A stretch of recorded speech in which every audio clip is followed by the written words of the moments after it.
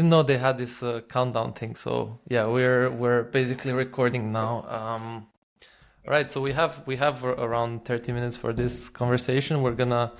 Let's do 20 minutes of kind of free conversation and my questions that I kind of prepared, and we can go through the comment questions and leave some time for that.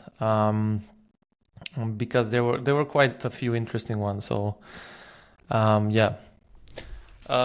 Starting from basically, I'm just gonna, go through it like I would ask you normally. I know you live in Sweden, and I don't know the exact city or area, and if you actually grew up there. So yeah, just run me through it and the life in Sweden and everything. Sure. Speaking my glasses here so that I can see you properly, my friend. Basically, definitely grew up in Sweden, born and raised. So grew up in the south of Sweden, and for any Swedes or Sweden enthusiasts in Lund, I have no idea. But do you have any relation to Sweden whatsoever, Nedim? Oh, I was born in Norway actually. It's No way. obviously a Oh, bordering super. country. That's Yeah, okay. yeah. That's close enough. That's nice. All right. Yeah, on the Okay. other side, though, I was born in Bergen, so Yeah, on yeah. the other side of Norway. But yeah, and my brother lived shortly in Sweden, so I know some things about Sweden. No way. All right. But I mean, tell me about you. Holy shit. Like, are you like, do you think of yourself as Norwegian, or did you do like, were your parents traveling through here? Or, like, Mm, do you speak mm, Norwegian? no, I don't speak Norwegian. I lived there as a part of my exchange, and I was Mhm. born there. So I was born there. We lived there for a year because the Balkans had a war going on at that time. Oh, yeah. Mhm. And my parents didn't decide to stay in Norway, so we came back. And Mhm. then later on in life, as a part of Erasmus of my master's degree, I went to live in Norway Awesome. for 6 months. And yeah, that's basically the only connection I have to Scandinavia in general. That's more than most. Most people don't even know where it is, man. So like, that's nice. Yeah. Where did you, was it like a NTNU, or where did you go with your Erasmus? It was University of Agder in Kristiansand. It Oh, was like very nice. the southernmost part of Oh, of uh, nice. of Norway. Oh, I that's awesome. mean, I was a bit surprised at the weather and the climate. Mhm. And even though it was the southernmost, like I don't know if I could spend all year round there. So I a huge respect for being able. I don't know how Lund climate is, but it was challenging for me. Yeah, You're for probably sure. used to it now. I mean, it's the ongoing meme for all of us in the Nordics of just like, why do we live here? It's the dumbest thing. Why would anyone put yourself through this? Like, it's so stupid. At least like 3, 4 months a year, it's just the worst when it comes to we go into like a societal depression, like Hmm. literally because of the lack of sunlight. It can still be absolutely beautiful and like snow and like so lots of beauty everywhere all year round, but the lack Hmm. of sunlight, like it just messes you up. Yeah. Like when you go for months and you might go to work or school and it's dark. You spend your day inside and then you go out and it's dark. Like that Yeah. messes with your mind so hard. Yeah. So that but what's the beauty of it again being I'm sure this is true for Norway, Finland, and the rest of the Nordics, but um, like what the beauty of going through this collective depression is that when spring hits, it's the most beautiful societal thing that I've ever seen. That we It's like all, awakening. it's a complete awakening. It's like the society is blossoming because we Yeah. all just go outside and we just like take a moment. You just see Hmm. people stand still on the street and just like taking it in, and like that's a really beautiful thing. I don't think you would get that without this collective depression. That it's finally over. Now we have like Hmm. 6 to 9 months of not this much shitty like lack of darkness. But yeah, it is still darker. So what the smartest people do is, of course, to go somewhere a bit during winter, so that you get some sunlight. But yeah, it's a dark place, man. Okay. Yeah. I wouldn't recommend anyone to come here unless it's like for very brief moments to experience a lovely Christmas and then just get out like while you can if it's in the dark months. So yeah. What I tell everyone is that I kind of picked the wrong time to have an exchange in Norway because I arrived at the end of August and left No. Oh, in February, something like that. So I arrived when everyone was getting into this depression, exactly right. and I was luckily I knew how important supplementing with vitamin D was, and I was doing like 4 or 5,000 units per day, and that helped a lot. I actually met some people in university that were taking antidepressants at that time, like during the winter, just to go through it, I guess. So it's I see what's the deal. Yeah, I mean, do you have to supplement with vitamin D a lot during the winter? I mean, I think that when you are born and raised, you like I definitely didn't do it growing up, and so I take like multivitamin. I don't know. Do you need to go harder than multivitamin because that I use, but do you need to like go even like specific vitamin D because that I don't do. Yeah, Oh, it's okay. Yeah, I'll try it this time because I always heard like people take vitamin D, and I'm like, but I'm taking my multivitamin. Do I still need to do that? But if I do, I'll try it now. Yeah. Yeah, I think when you have a lack of sunlight, you have this deficiency in vitamin D, and in the winter you have to ramp up these numbers. Obviously, like even in Bosnia, I take them during the winter at least 2,000 units per day. And in the summer, I skip them because you have sunlight and you go out and you get enough. Um, You know what I'm curious, like when winter hits, so you're kind of entering this gray zone now. Obviously, your daily routine changes a lot. So can you just like tell me how it looks during the summer and how it looks during the winter? It's probably a lot different, right?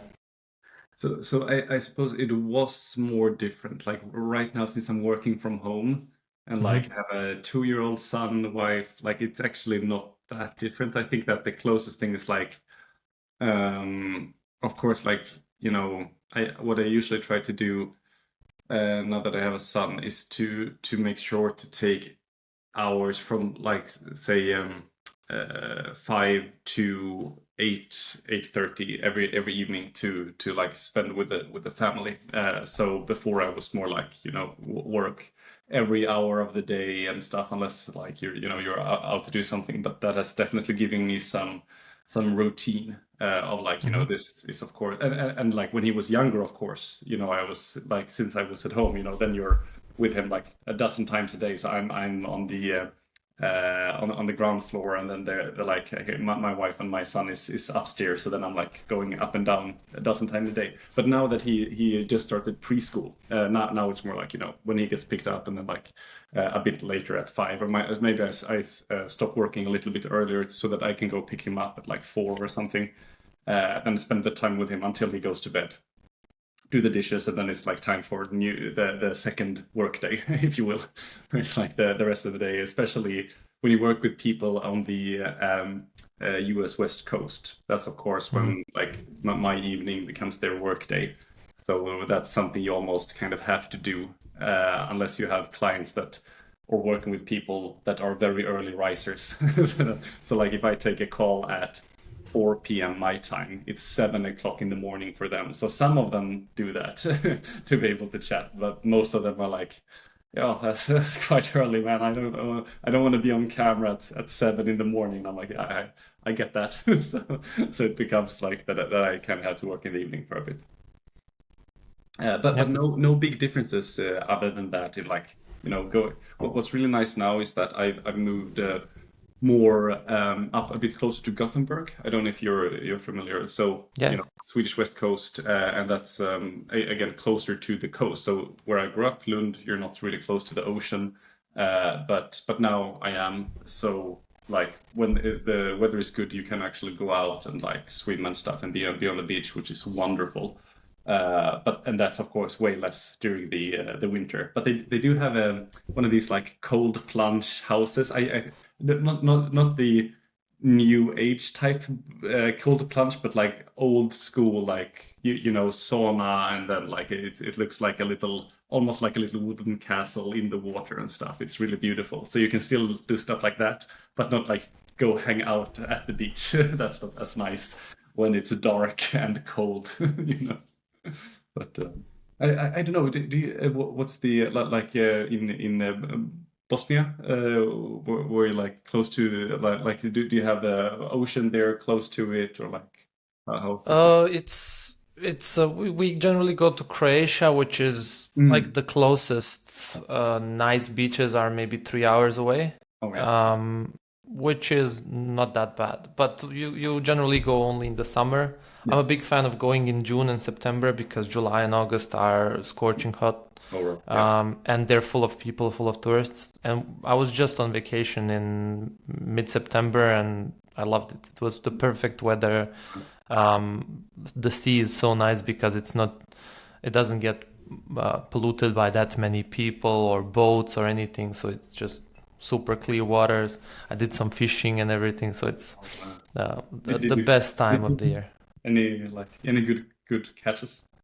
Yeah, I had four like decent catches, but I released all of them. I didn't eat any. Yeah, no. It was just for pure meditation. The whole hobby of fishing, like I'm pretty new to it, but it's just a time where you just sit there and you don't think about work, about anything. You just look at the float and turn your brain off. It was actually good way to recharge the batteries. That's super nice. Yeah, that's that's the type of stuff I would love to do with my son. Just go out and just like enjoy a day fishing with him, and like not do anything, but it's still something to do together. Yeah, I would love to. It's still too young though, right? Yeah. He's just 2, so like I'm looking forward to when we're able to do that kind of stuff. That would be so nice. Yeah. When do you think that happens? Like around 5, 6, maybe? Oh, great question. Yeah, probably. It's really interesting. So, for instance, we have I don't know. Do you know George in the community? George B. He is like No. a mountain biker and stuff, or maybe not mountain biker, but like trick biker and stuff. So Okay. I guess he's been in the skateboarding scene and stuff. And I think he mentioned that his daughter started skateboarding when she was 2. So like I don't like, maybe like if you have a parent that fishes, maybe they start at 2. I have no idea. But since I'm not a fisher, like I don't know when the proper time is. But I can imagine that it's more like maybe 5, 6, then you really get the point of it, I think. I think from one side, if you're like really experienced at something and transferring that to your child is cool. But I think what's even cooler is like if you have no fishing experience and going fishing with your kid and learning together with the child, I think is a cool experience. Kind of like as they learn, you can also learn. And you're just there to kind of provide safety net or something, and provide them the tools and the experience itself. I think it's a nice concept for something that's not as challenging. I think fishing is a very low entry barrier. Yeah, I mean, while we're at the topic of children, I'm slowly getting to the age and ready to get into that aspect of life. How did having your son generally change your view to the world? How did it change you as a person? And obviously, how did it change? I don't want to talk that much about business, but how did it change your approach to work? Did it motivate you to do greater things and provide a good life for your son in the future and everything? And how did it affect the outlook in general? Yeah, for sure.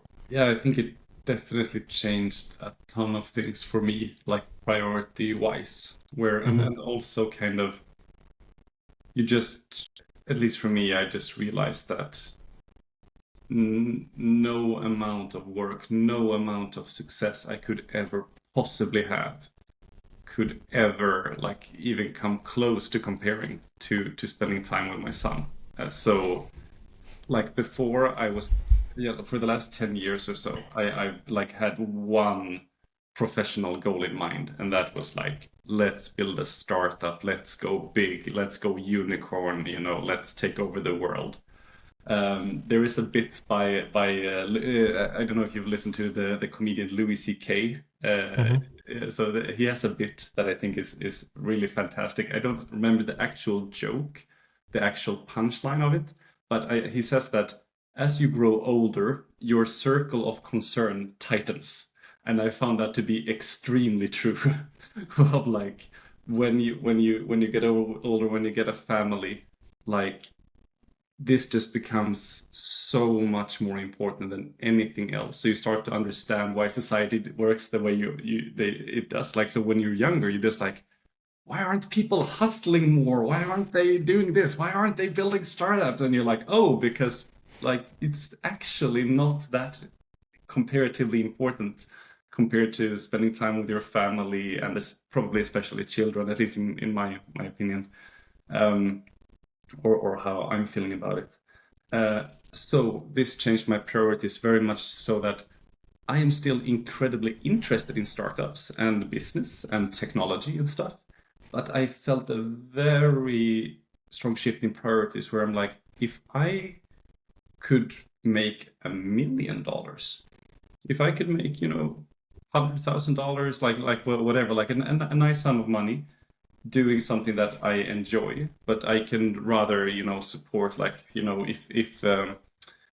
if I want to do something to go out on trip with my son, if I just want to spend the day with my son, if I want to do like anything I want, I'm sure that at the end of my life I would be infinitely more happier than if I, made $100 million out of $1 billion exit, and like, but I'd spent the last 10 years of it like not kind of focused on like this as the end goal. Like, I'm not a big spender. I don't even know what I would do with the money. It's more like a game. You want to go big, you want to win. But I'm like, if I'm Mm-hmm. actually looking at like what consumption would I do with a lot of money, I have no idea. But like, okay, you make enough so that it's really interesting, really fun. But you're like, in the end, it's about this. But of course, but I wouldn't either want to like, oh, so I'm gonna take a job, like go most secure ever, and then just like slog through the day and I don't care, because everything I care about, like I still want to have fun and enjoy myself and learn and do pretty like Mm-hmm. stuff that I find ambitious, but that, yeah, it's just a shift where I'd be delighted to have a one person indie business doing $1 million a year. I would probably be happy with that than to again move to Silicon Valley, away from my family, away from everything, and have $1 billion exit in 10 years, like whatever, if that makes sense. Yeah. I mean, you can see so many stories of people like going big, having a huge success, and then in an interview you can hear how they regret not spending time with their family, and regret, like they feel like life has passed them by in this sense. Yeah, And if it is worth for like, for they say, for the amount of money, it's not really worth for interpersonal connections, and you kind of end up with regret. So I guess the goal is, grow old with your family, surrounded by people you love, yeah, while you were able to do great things, and not be overrun by power or money, or chasing something all the time. So I guess knowing kind of when it's enough, and also knowing when to risk it. I think, right, I had a blessing of a realization, thinking that, okay, I want to have kids, I want to have a family, and it's probably gonna hopefully happen in the next year or so. But what the blessing of realization is, okay, now is the best time to risk it. It's once you have a kid, and you know that you instantly lose a part of your time, not lose, but you invest that obviously into your kid, spending the time with your wife and your son, and you have less time to devote onto your business goals. So before you actually step into it, you can take so many more risks and prepare for that part of your life. So I think it's just like being mindful about it and thinking about it ahead of time and planning things is something that is really necessary. For sure. And I mean, I think that's also what makes it easier for me. It's that I have risked it. I have been running a SaaS startup for 6 years. I think it would be different if I had worked a regular job and always wanted to do something, but now I have a kid and now I can't. It's more like, I got my chance and like it went okay, but could have gone way better, no doubt. But even so, I don't feel like I didn't get to take a shot. Like I did get to take a shot for years. So it's like you know, but yeah, if there is one, I cannot highly enough recommend to, like for most people in their 20s to go, like that's the time to go to Silicon Valley. That's the time to go, just give it everything you have. Like I'm very happy I did. Like I stayed in Sweden, but I still gave it everything I had. So that now that I'm switching gears, I don't feel like I didn't try. And that feels very nice. And again, who knows? Like I'm saying this as a 32-year-old guy that has very, very small children. I'm guessing that when they go bigger, you get more, like maybe you do have time again to go big, and maybe I want to, like you know, I'm not saying like, oh, I would never, but like right now with young children, I even, like, speaking of Silicon Valley and stuff, I literally got a reply from Paul Graham when I posted something about like, I'm in a tough spot where on the one hand, I want to work and do great work to provide for my family, make my son proud. On the other end, I want to spend every waking moment with him, so to speak. So like it's a hard thing, because if I make more money, I can spend more time with him. If I don't make money, I can't. But making money takes my time, so it's a weird thing. And Paul Graham, of course, all very often talking about his children, replied to me, and he was like, be careful, you can never get these early years back. And I think that's extremely true. And of course, it's on the one hand, it's true for any years of your life, but I do truly feel like there is something that's very special about the early years. You know, not that I've had children that's older, but I see children in the neighborhood where they are like, it's not that big a difference when you're like 6 or 8 as like 0 and 2. Like you go through, like, it's just insane the amount of change they go through. But so there is something there that I think it would be easier to get back to it and go harder when they're a bit older. Sorry, I think my camera just lagged. Yeah, there we go. So yeah, absolutely. Yeah. Yeah, it's a quite an interesting thing, and it flies by. I'm sure these 2 years, as much as you're present with your son, time just flies by in general, and it's I think it's cool for him to reply to you and just let you know that you need to soak it in and observe. It's like they're learning so much. They're basically exploring life and taking everything in, and you're doing the same thing as a parent and learning about parenthood and everything. So it's whole thing. I have 2 cool questions that I think would be interesting for you. Yeah. Now that you were talking about SaaS businesses and everything, I guess that's gonna be your answer. But if time and resources weren't an issue, what's a passion project you would spend all your time, like you would dive into it fully? Wow, great question. Actually, So you had no constraints. Exactly. I mean, it would definitely be some type of software project, right? So you know, this was like after running my software startup with my co-founder for 6 years. We're now just in the process of exiting there. And what I started doing was indie projects, like software projects, right? Because it's just inherently interesting. Whether you get users or not, it's still just interesting. And yeah, I'm passionate about building in general. But then, of course, I realized that, my last paycheck from my startup is coming up and I need to support my wife and son. So I need to put that first. And I think this is a very, very good strategy. It made me, it's very similar to when you are a startup and your money is running out, you start making, either you're panicking and make shit decisions, or what can happen is that you start making really, really good decisions because money is not plenty, time is not plenty. So you focus on the stuff that actually matters. And so for me, I think the same was from that, or the same happened for me now that I'm like, okay, I need to keep providing here. So I switched to doing kind of like consulting or a one-man agency, but I still could pick the area that I wanted to do it. And I'm like, I want to build software in this area. And so let me start by working in this area, almost like taking a job in this area, but I'm doing it as a consultant. So I will learn, I will meet people and a bunch of stuff and figure out problems. And then I can like build a software out of that later, but I can pay my bills almost immediately if I just get some clients. And that's exactly what happens. So now I can support myself.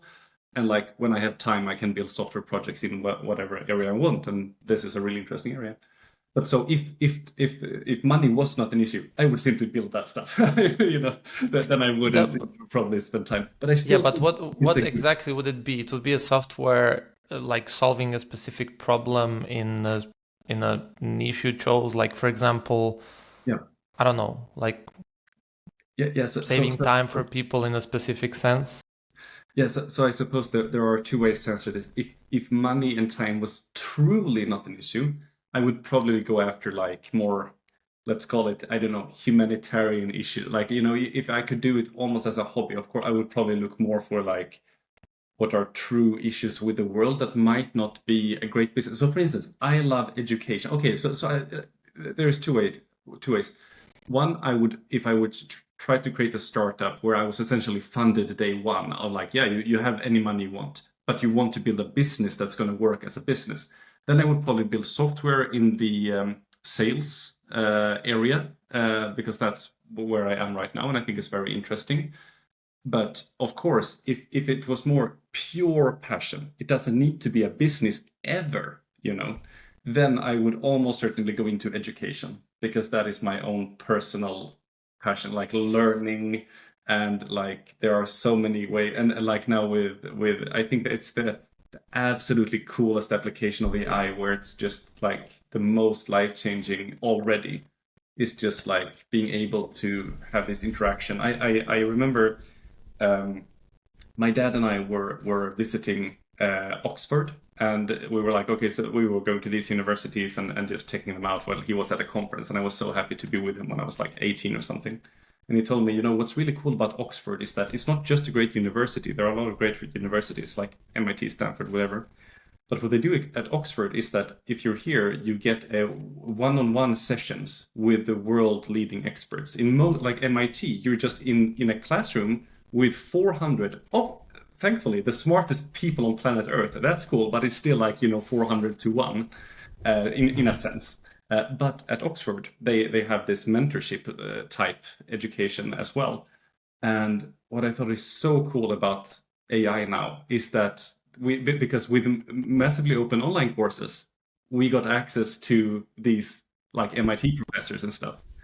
But with AI, we finally get our own Oxford professors as well. And that is so interesting to me. So that would be my answer.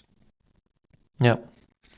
I think education in general could be affected a lot. I think it has inherently a lot of issues.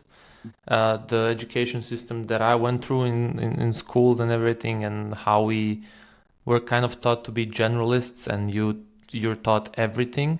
I don't think as general knowledge it's bad, but I think if a child shows signs of being a genius in some sense, then it's worth exploring for more time during those years. And I think Finland does this very well. Yes. They have this education model that's quite different. And definitely a software with AI and applications like that could help but you were right. I don't know how good of a business model that is, unless you have huge investor money, huge amount of money.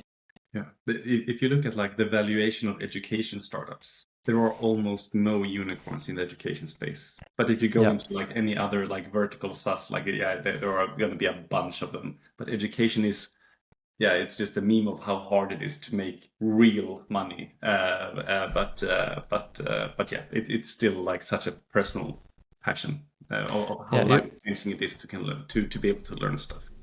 Yeah, you're so right on that sense. In if you want it to be a business, you would go into sales. Like look at Clay, for example. Clay is sales, enrichment, enablement, whatever it's category it falls in. But I don't know if it's already unicorn or is about to be, but it's on the right track, anyways. Definitely, it's one of the coolest pieces of software I've used. 100%, 100%. I love it. Okay, one last question, because I think we're already over the time, and I want to be respectful of your time. And you can answer short or long. I get, like, generally, I'm speaking for myself, I get the weirdest ideas about the business and software itself, kind of when I can't sleep at night, or when I'm cooking, or just at most random times, or if I'm mid-training. And I'm curious I'm sure you get a bunch of ideas on a daily basis. Have you spotted the pattern when this happens? And do you do anything that helps you brainstorm ideas in general? Oh, what a wonderful question. I mean, so I'd say a few patterns, I suppose.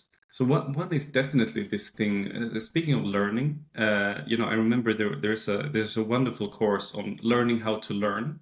It's a massively open online course. I think the professor her name is Barbara Oakley, and what she talks about there is that there are different modes of your brain to be in, and one is I think is focused mode and diffusive mode. Like this was like, I don't know, 10 years ago I took this course. I don't exactly remember the terminology.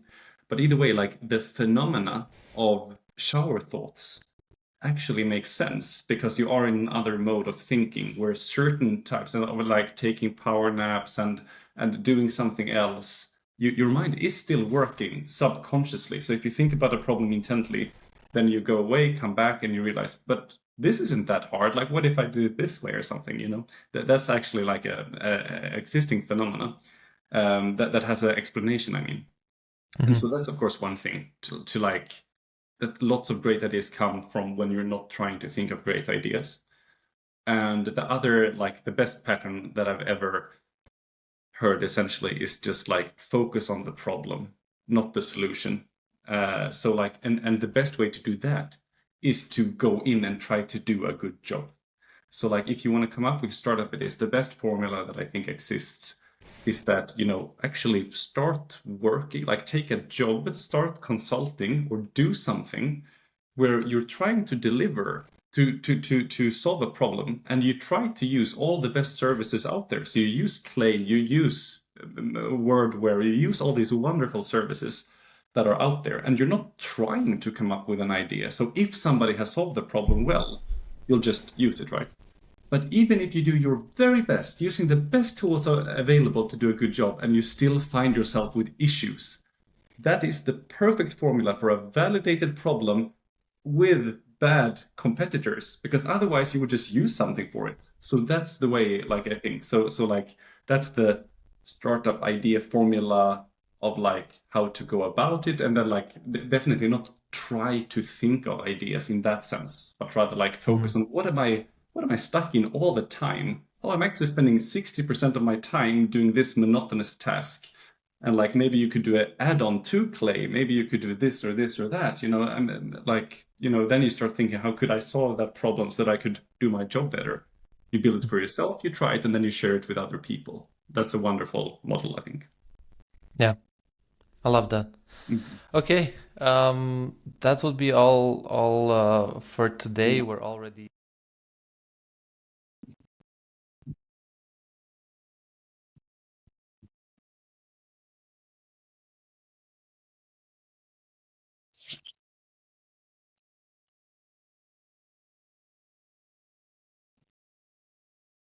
This was very important to me. When you were like, I'm considering you and someone else, I'm like, I like just send me the link. I want to be the first person. So I appreciate it. But yeah, they do. So great to chat with you as well, of course.